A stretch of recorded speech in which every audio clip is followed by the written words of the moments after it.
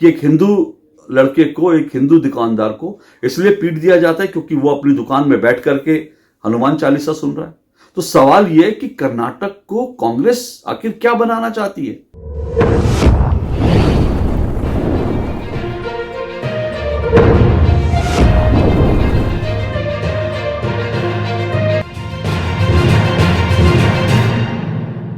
कर्नाटक में इन दिनों जो कुछ भी हो रहा है वो बहुत चिंताजनक है। खबर सुनकर आपकी रूह कांप जाएगी। क्या ऐसा हिंदुस्तान में हो रहा है, हिंदुस्तान में हो सकता है? खबर आपने देखी होगी, कर्नाटक की राजधानी बेंगलुरु में एक हिंदू दुकानदार को, एक हिंदू नौजवान को, नवयुवक को कुछ मुस्लिम लड़के आकर सिर्फ इसलिए पीट देते हैं क्योंकि वो हिंदू नौजवान, वो हिंदू दुकानदार अपनी दुकान में बैठ करके हनुमान चालीसा सुन रहा था। सोचिए, हनुमान चालीसा, अब हिंदुस्तान में हिंदुओं को हनुमान चालीसा सुनने पर भी पिटना पड़ेगा। ये आरोप जो है उस नवयुवक ने लगाए हैं और इसकी सीसीटीवी फुटेज जो है वो भी आ चुकी है। और सीसीटीवी फुटेज जो है वो साफ दिखा रही है कि ये जो नौजवान है वो अपनी दुकान में शांति से बैठा था और कुछ लड़के आते हैं, उससे बहसबाजी शुरू करते हैं और उसके बाद उस लड़के को पीटने लगते हैं, मारने लगते हैं। इस पूरी घटना को लेकर सिर्फ कर्नाटक नहीं, पूरे देश में जो है माहौल गर्मा गया, क्योंकि गर्माएगा ही।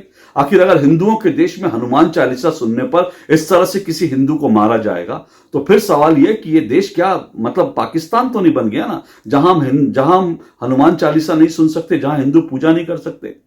दरअसल आरोप यह लगाया जा रहा है, वो जो मुस्लिम लड़के आया, कहा यह जा रहा है कि ये मुस्लिम लड़के इस बात से गुस्सा हो गए कि इसने जो है, इस हिंदू लड़के ने, इस हिंदू नौजवान ने, इस दुकानदार ने अजान के टाइम में, रमजान के समय में, अजान के समय में हनुमान चालीसा लगा लिया। अरे भाई, आपका लाउड स्पीकर लगाकर आप मस्जिदों से अजान देते हो, कोई आपको मना तो नहीं करता ना। अब कोई हिंदू आकर ये तो नहीं कहता ना कि आप अजान मत दो लाउड स्पीकर पे, 5 बार आप अजान देते हो, सुबह शाम अजान देते हो, तब तो किसी ने नहीं कहा। लेकिन वो दुकानदार अपने दुकान पर बैठ करके अपने म्यूजिक सिस्टम पर या अपने मोबाइल पर हनुमान चालीसा सुन रहा था। सिर्फ ये कि ये इसका कसूर था क्या? इस पूरे घटनाक्रम को लेकर माहौल अब गर्मा गया, क्योंकि तमाम जो दुकानदार हैं, हिंदू संगठन है, उन्होंने इसको लेकर विरोध प्रदर्शन किया कि भाई ये कौन सा तरीका हो। हालांकि पुलिस जो है फिलहाल कह रही है कि इसमें कोई कम्युनल एंगल नहीं है, ये लड़के तो पहले से जानते थे। अरे अगर पहले से जानते थे तो इसका मतलब कम्युनल एंगल नहीं है। वो जिसकी पिटाई हुई वो साफ साफ कह रहा है कि मुझे सिर्फ इसलिए मारा गया, इसलिए पीटा गया क्योंकि मैं हनुमान चालीसा सुन रहा था। और वो बहस जो है सीसीटीवी फुटेज में आप अच्छी तरह से देख सकते हैं। आपको सीसीटीवी फुटेज जो है वो आपको एक बार जरूर देखनी चाहिए, उससे आपको अंदाजा लग जाएगा। देखिए जरा।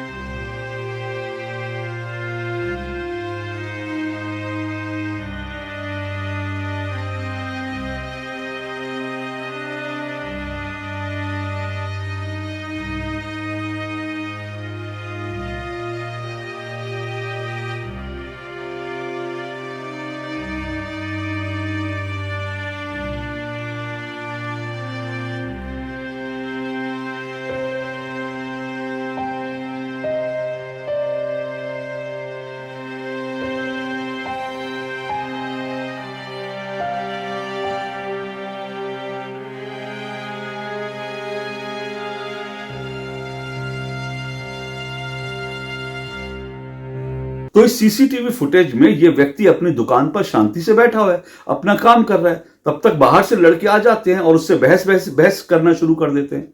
ये मुस्लिम लड़के हैं, ये जो बैठा हुआ है ये हिंदू है। अब इस तरह की बहस और उसके बाद ये लोग पीटना शुरू कर देते हैं। तो सवाल यह कि अपनी दुकान में बैठकर क्या कोई हनुमान चालीसा भी नहीं सुन सकता? यह अपने आप में बहुत चिंताजनक बात है। कर्नाटक की सरकार को ऐसा माहौल बनाना चाहिए कि इस तरह की घटना की पुनरावृत्ति ना हो। लेकिन जानते हैं दुख की बात क्या है, चिंता की बात क्या है? चिंता की बात यह है कि कर्नाटक में जब से कांग्रेस की सरकार आई है तब से लगातार कुछ ना कुछ घटनाएं हो रही हैं। और 3 घटनाएं, एक के बाद एक 3 घटनाएं ऐसे हुई हैं जो बहुत चिंता पैदा करती हैं और जो एक संकेत है, एक ट्रेंड दिखा रहा है। पहले क्या हुआ कि पहले कांग्रेस जब कर्नाटक में राज्यसभा का चुनाव जीतती है तो विधानसभा के अंदर पाकिस्तान जिंदाबाद के नारे लगते हैं। सोचिए, कांग्रेस के कार्यकर्ता कांग्रेस के नेताओं के बीच खड़े होकर वहां पे पाकिस्तान जिंदाबाद के नारे लगाते हैं। उसके बाद वहां पर बेंगलोर के एक कैफे है, वहां पे बॉम्ब ब्लास्ट हो जाता है। और तीसरी घटना यह है कि एक हिंदू लड़के को, एक हिंदू दुकानदार को इसलिए पीट दिया जाता है क्योंकि वो अपनी दुकान में बैठ करके हनुमान चालीसा सुन रहा है। तो सवाल यह है कि कर्नाटक को कांग्रेस आखिर क्या बनाना चाहती है? आप पाकिस्तान जिंदाबाद के नारे लगाते हैं, बॉम्ब ब्लास्ट रोक नहीं पाते हैं, और जो है हनुमान चालीसा पर हिंदुओं की पिटाई होने लगेगी। तो सवाल यह कि फिर ये कैसा राज्य रह जाएगा? और इसके लिए दोषी सिर्फ और सिर्फ कर्नाटक की सरकार इसलिए है क्योंकि कर्नाटक में कांग्रेस की सरकार जब से आई है उसने तमाम कम्युनल मुद्दों पर जो जिहादी हैं उनको ढील देनी शुरू की है।